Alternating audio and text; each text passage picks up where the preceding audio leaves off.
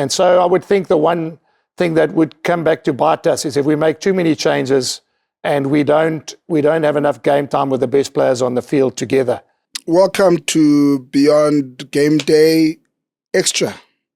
Extra because Tabiso's Tola may not be here, but we've got an extra. Aaron Masemola. Aaron, thanks for joining us, my man. Thank you very much for joining us. Now, thank you for the invite, Vata. It's a pleasure to meet you. Yeah, man. Just tell us more about yourself, Aaron. Your love for sport, where did that come from? Comes from, I'd say, primary school, Baker's mini cricket, where many cricketers come from. I would say, at least in my part of Pretoria North. That was my first love. And then I fell in love with rugby because I could never play. My parents never wanted me to play rugby because they were scared of injuries. And since then, you pick up the other sporting codes as you go along. And now I've got the privilege to be a broadcaster and to work in the space. So, yeah. Yeah, you say Pretoria North, is it Orchards?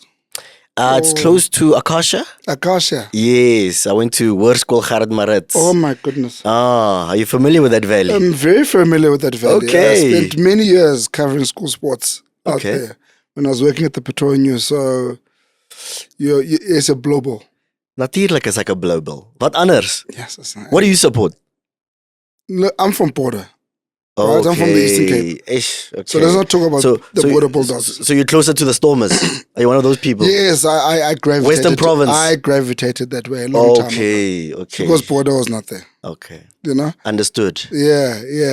So your love for the Blue Buller, been to Loftus? Been to Loftus many times. Yeah. And I'm fortunate enough to have studied at Tuks. So Loftus is like across the road. Tuks of Nix. Jy ken die story. Tuks of Nix. And especially given the fact that we are 6-time Varsity Cup champions. You know the story, right? You know the story. So no, well done. Coming from the ashes. Because you guys were from the Varsity Shield. You know, sometimes you have to make the journey a little bit more interesting. You know, I'm working on the documentary. You know, Stephen Ball, director of sports at Tuck Sports. Yeah. I mentioned it to him that we have to shoot a nice documentary, but I think that was a season that all of us want to forget. But it works well for the storyline when you come back and actually win the Varsity Cup. And to do it with a guy like Julius Swartboy was special. Yeah. I think that was very, very special because he had some special moments as well. Playing for the Bulls. I remember one game, I think it was in 2004 or 3. Sure, way before my time. Yeah, Julius Swartboy was a junior Bok then. Yeah. And he played center, number 12 for the Bulls, Super Rugby against the Crusaders, and he put one hell of a tackle on Richie McCaw. I think he even concussed him. Richie McCaw? Yeah. Wow. You know, so he was one of those hard ones. Okay. He played in a very special Bulls team, under 21 team, captain by a guy called Elton Hume, way before your time. I'm taking notes here. Solly Potgieter at prop, Kobus van der Merwe at hooker. Then you had your Jacques Grenier at number 8, Springbok. You had Fourie Dupria. You had Francois Swart, the late Sway Swart. Sure. Some special John Mameta was in that team. Bulls legends. So yeah, I know the whole. I've seen that blow machine. Winning Currie Cups. Yep. Winning Super Rugby titles. So I followed them for a very, very long time. Football. I can never leave you. Okay. No one leaves the studio without talking.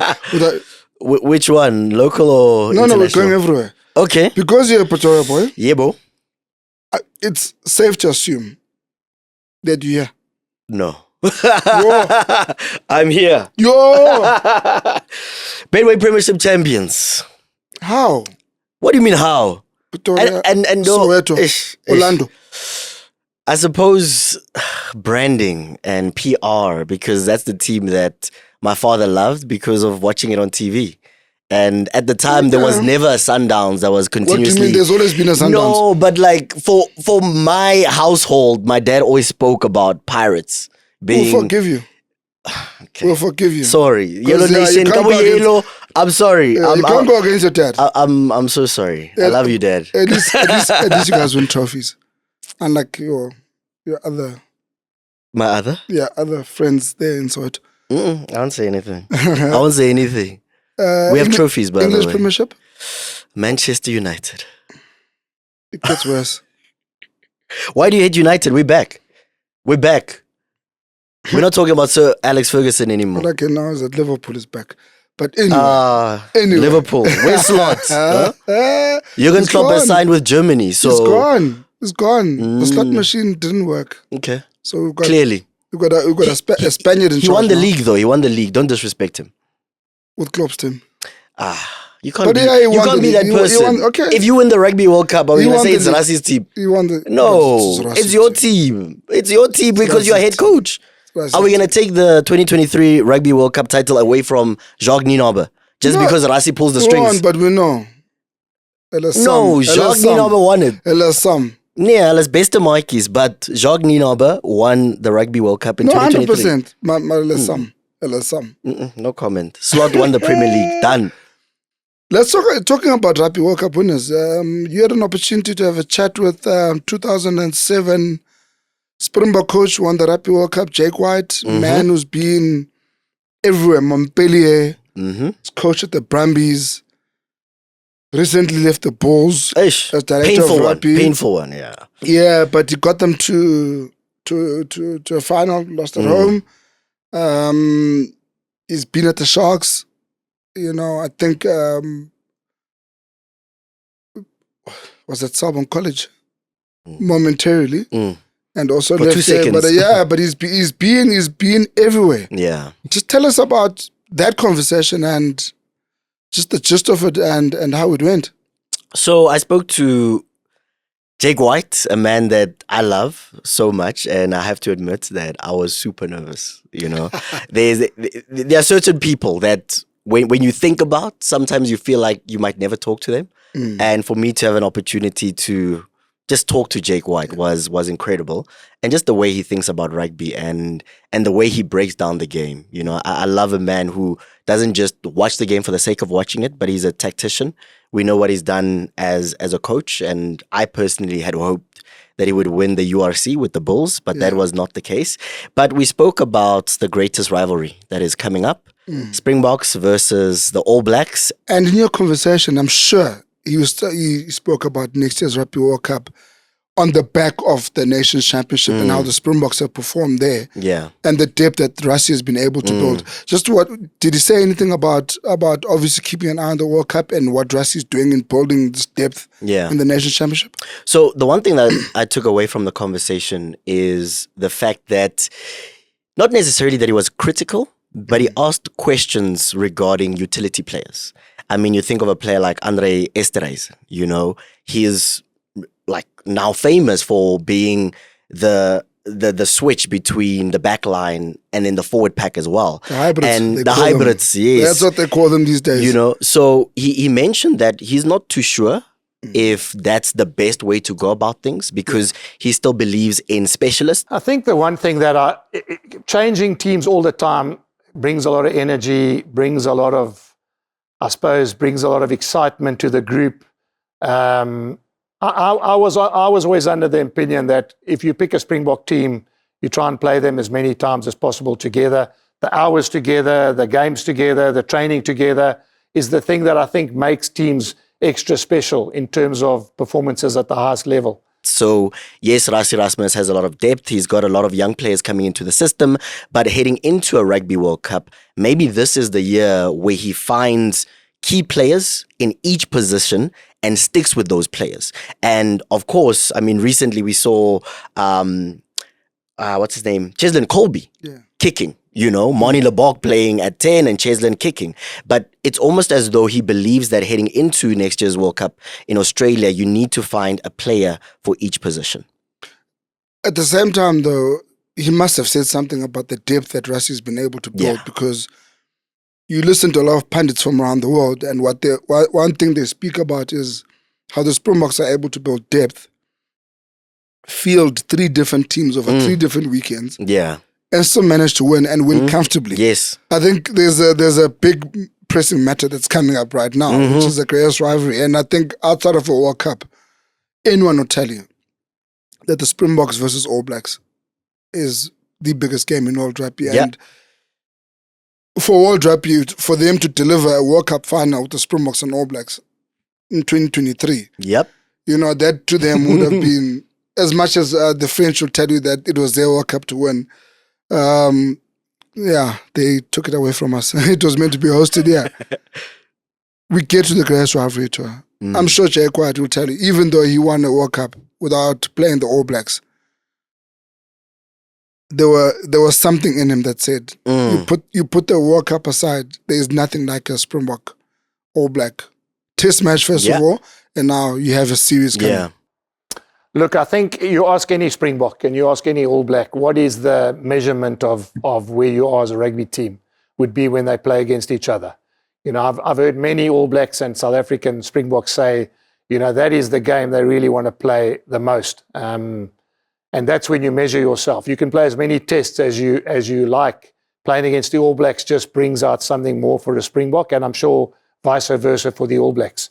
So to answer your question, I don't think it matters what happened in the build-up. There have been changes. There have been selection changes. New Zealand have changed their coaching staff. And I think that's exactly what it's going to become, is what it was. It's the greatest rivalry in rugby. All Blacks versus South Africa. It's in South Africa. It's obviously a massive boost for us because home ground advantage has played over the years a massive role in who wins those test matches. No one can ever write off the All Blacks. Never. And you see how they've played in the Nations Championship. You see how they play when they play the Boks. Yeah.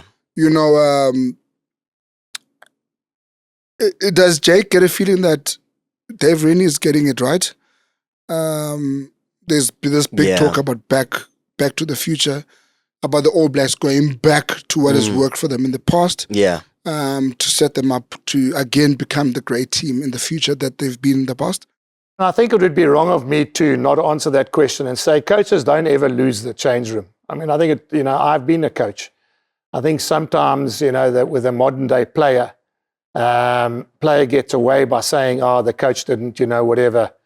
And so when I read into the All Blacks now, the way I look at it is, Dave Rennie has been very wise. He's brought in a guy like Graham Henry who's been there and done it. Graham Henry will bring something extra into that change room. I mean, Graham Henry, as I said, he's an old, wise schoolmaster. He was a headmaster. He understands the All Blacks. He understands the history and traditions of the All Blacks. Dave Rennie's won a Junior World Cup with the All Black Juniors, so he knows those junior players. Graham Henry would obviously know all the senior players because he's been in that system for a long, long time as well. The French will tell you that it was their World Cup to win. They took it away from us. It was meant to be hosted here. We get to the greatest rivalry tour. I'm sure Jay Quiet will tell you, even though he won a World Cup without playing the All Blacks, there was something in him that said, you put the World Cup aside, there is nothing like a Springbok All Black Test match first of all, and now you have a series coming. Yeah. So Jake literally was very open and honest with the greatest rivalry. He said the only thing that he wants, and maybe South Africans don't want to admit this because sometimes we get a little bit too excited when you talk about the Springboks, is that it won't be 4-0. Like, it absolutely will not be 4-0. At some point, we could see the All Blacks maybe taking the first or the second test, but Jake White was adamant that what Rennie is building with this All Blacks team and the fact that Audie Severe was complaining about Razor. Now it seems that he's very happy with Rennie. This team will definitely show up against the Springboks, and it won't be 4-0. I think it just depends on selection, number one, where they can get it wrong, and also the ability to match the South Africans physically up front. If they can do that, which they've always been able to do with Jerry Collins and with Jerome Kano and Kieran Reid and those kind of guys, I think that's what they're looking for. They're looking for that ability to be able to physically take on or at least match the South African pack of forwards. I always look at a series as, because we've become accustomed to the British and Irish Lions. They say you win your first test, you win the series. The Boks defied that. The Boks have continuously defied history, even at World Cups and so on. How important do you think Jake has the emphasis on that first test? Do you think he says win the first test and the series is almost in the bag, or is he sitting on the fence when it comes to the importance of that Yeah. first test. I do predict South Africa will be better because it's at home, and I do predict South Africa could win the series because of the fact that we've got such good players, and at this point in time, we world champions. But I'm definitely not ruling out the fact that the All Blacks are good enough to win, if not one, two test matches. And I think the turning point will be who wins the first test. It's like a Lions series, basically. It's when the Lions tour. It's very important to win the first test because it basically gives you a bit of comfort, bit of I suppose a bit of runs on the board for you to try different things and pressure on the other team. I got the feeling that, of course, the first test is important, and Jake White mentioned that it sets the tone for the rest of the series. But he also was very clear in saying that you can't count them out. Like, even though you win that first game, it doesn't mean that the All Blacks are just going to sit back and relax. He was very cautious when it came to that. And that's why I mentioned earlier that he believes that this series could actually be drawn. And the game in America could actually be the decider, because you can't count out the All Blacks.